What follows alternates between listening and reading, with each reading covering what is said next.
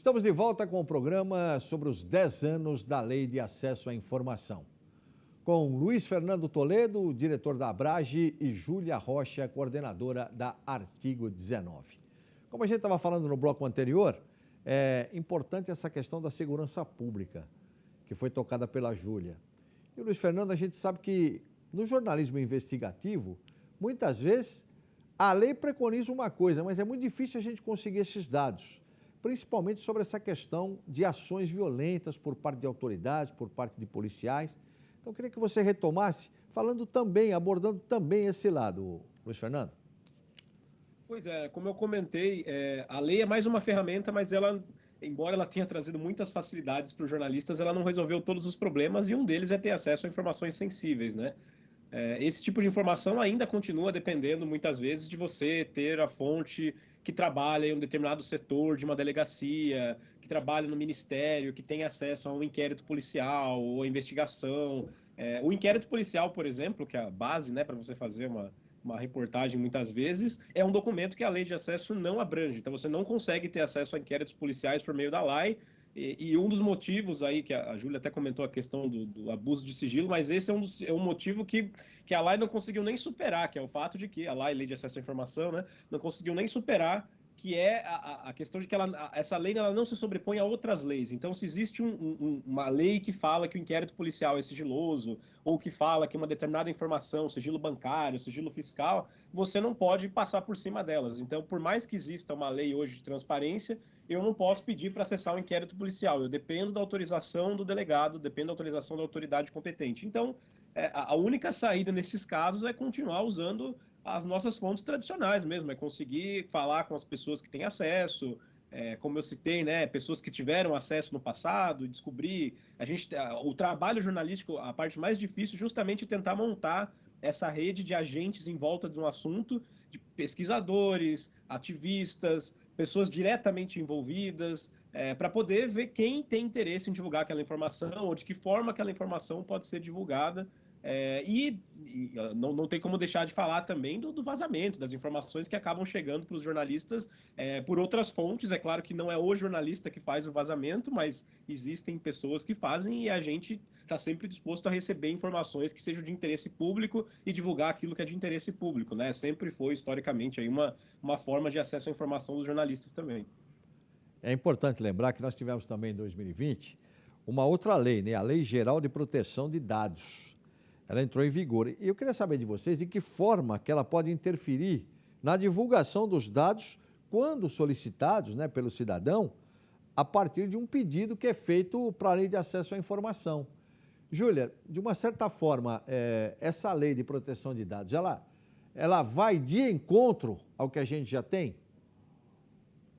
Não, ela não vai de encontro, inclusive já existe aliás, em termos jurídicos, né, elas são leis que se harmonizam entre si, inclusive em termos de princípios, né, são marcos jurídicos com finalidades, ainda que distintas, elas ali estão fundadas no campo da liberdade de expressão, né, então elas devem ser lidas em paralelo, assim, de maneira harmônica, né. O que há, na verdade, é uma má aplicação, né, da LGPD para as negativas de acesso. Inclusive, já existe um enunciado da CGU, né, recomendando que os órgãos não utilizem a LGPD para bloquear o acesso a informações públicas caso haja dados pessoais. A LGPD, inclusive, eu acredito assim, que ela é muito mais útil do ponto de vista até do cidadão, ela serve para proteger a privacidade do cidadão perante o Estado e o setor privado, né? E aí, quando ela é utilizada para negar informações públicas, o que existe, na verdade, é uma deturpação. Mas isso precisa ser corrigido na prática. Não acredito que exija uma mudança no texto, né, de algumas dessas leis. E eu só gostaria de adicionar um ponto com relação à pergunta anterior sobre segurança pública, né? Na verdade, o Luiz Fernando ele tem razão, né? Enfim, são regimes de sigilo que são super válidos, né? Acho que o que eu esqueci de mencionar é que eu estava me referindo a uma portaria do Ministério da Justiça, portaria 880, que de fato banalizou o sigilo, né? No Ministério da Justiça é como se, na verdade, agora esse órgão não fosse mais, na verdade, lendo, né? E exagerando um pouco até. Parece que ele, como se os procedimentos da lei não se aplicassem mais ao Ministério da Justiça. Isso gera uma preocupação.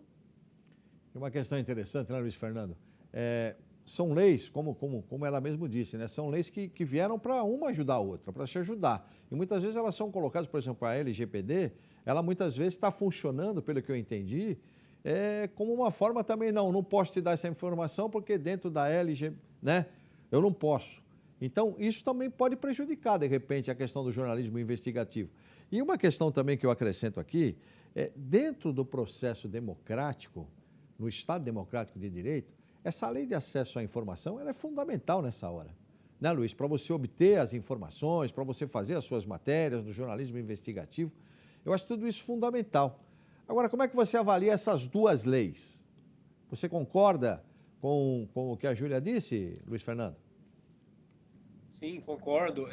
O grande problema hoje é justamente essa má aplicação, né? Então, o que acontece muitas vezes, o pessoal já virou até Achei engraçado que a gente que estuda muito esse assunto, lei de acesso, seja para a reportagem, para a pesquisa acadêmica, a gente nunca viu esse assunto tão pop quanto agora. Assim. Normalmente sempre foi um assunto mais ligado a jornalistas conversando com jornalistas ou pesquisadores falando, mas agora até o Whindersson Nunes fez piada sobre 100 anos de sigilo esses dias, porque o assunto bombou, o assunto popularizou, que o Bolsonaro colocou o exame dele de Covid com 100 anos de sigilo. O ministro fez bobagem lá, colocou 100 anos de... Aí todo mundo começou a fazer piada com isso, virou um assunto popular, mas ao mesmo tempo que se popularizou, gerou uma grande confusão, assim, né? O que a gente está falando? O que é 100 anos de sigilo? E a questão é que isso nunca foi muito bem explicado, assim, mesmo antes da LGPD, a própria Lei de Acesso à Informação, você tem lá um artigo que fala da informação pessoal, mas nunca foi muito bem esclarecido. O que significa informação pessoal, né? Informação pessoal é qualquer coisa que cite o nome de uma pessoa, ou tem a ver com intimidade, tem a ver com o que exatamente, né? Porque quando você fala do salário de um servidor, já teve momentos em que isso foi considerado uma informação que deveria ser sigilosa, mas o Supremo Tribunal Federal já disse que não é uma informação sigilosa.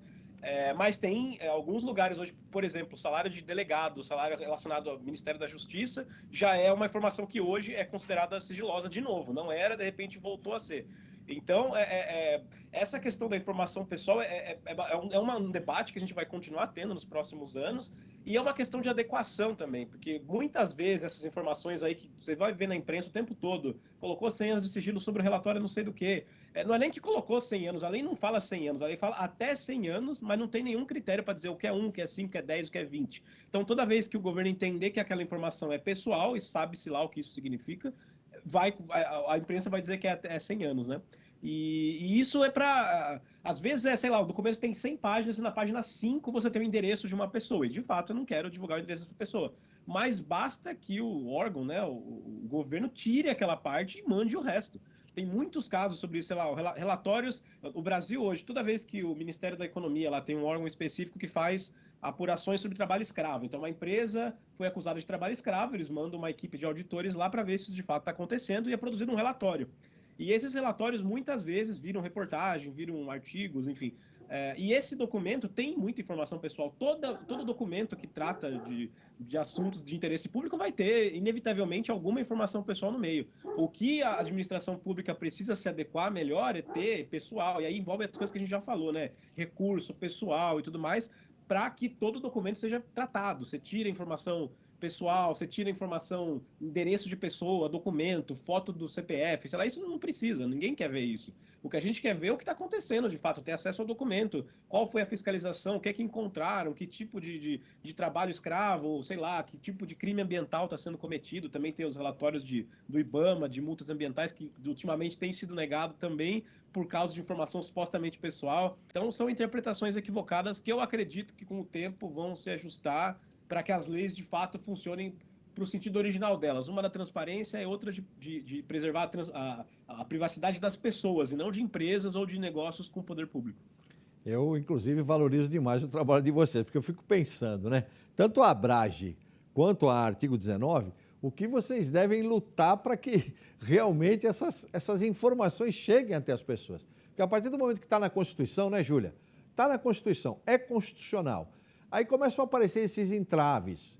Então, eu queria saber de você, por exemplo, o artigo 19, ela sempre, evidentemente, está tentando fortalecer, né, essa lei de acesso à informação. Mas são entraves, muitas vezes, que acabam quase intransponíveis, né? Você fica numa situação complicada, porque, como o Júlio acabou de explicar, né, o pessoal nega porque acha que é uma questão pessoal. De repente, não tem nada a ver. Então, acho que isso é fundamental dentro do trabalho que você faz, que o Luiz Fernando faz também. Queria que o Luiz também falasse daqui a pouco sobre isso. É ou não é verdade, Júlia? Não, assim, com certeza. Até porque nesse caso de dados pessoais, assim, que o Luiz Fernando estava falando, é especialmente esquisito, assim, porque, na verdade, sei lá, CPF não deveria ser considerado um dado pessoal, né? É um dado cadastral. Dados cadastrais e dados pessoais são coisas diferentes, né? Que deveria, de fato, proteger, assim, né? Aliás, acho que tem duas coisas, na verdade, a serem consideradas sobre isso, que é o seguinte, né? Depende do tipo de dado, né? Existem dados pessoais que são sensíveis, outros não. Existem dados que tornam as pessoas identificáveis e vulnerabilizadas, outros não, né? Precisa existir esse peso. E também entender que quanto mais alto o escalão de um servidor público, menor é esse espaço de privacidade, infelizmente, né? É uma pessoa que está ali, enfim, exercendo um cargo público, por exemplo, a possibilidade da gente acessar a carteira de vacinação do Bolsonaro tem a ver, por exemplo, da gente avaliar se ele tem condições de ficar até o final do mandato dele. Isso é um direito, né? Sei lá. Não, sem dúvida. Não faz sentido, né? Várias dessas proibições. Aí a gente fica muitas vezes à mercê, né, da inatividade, muitas vezes, dos órgãos de controle, né? No caso, a CGU, o Ministério Público, né? Que são órgãos que, beleza, estão sofrendo aí com cortes orçamentários, por exemplo, muitas vezes estão fazendo o que podem, mas muitas vezes não estão também, né? Então, é só perceber, na verdade, esse afastamento do Ministério Público enquanto órgão de controle, né? E também, aí, cabe à sociedade civil judicializar os casos que forem cabíveis. Certo. Eu vou pedir para o Luiz, no próximo bloco, você vê como passa rápido? É muito rápido, né? Os 13 minutos, eles voam.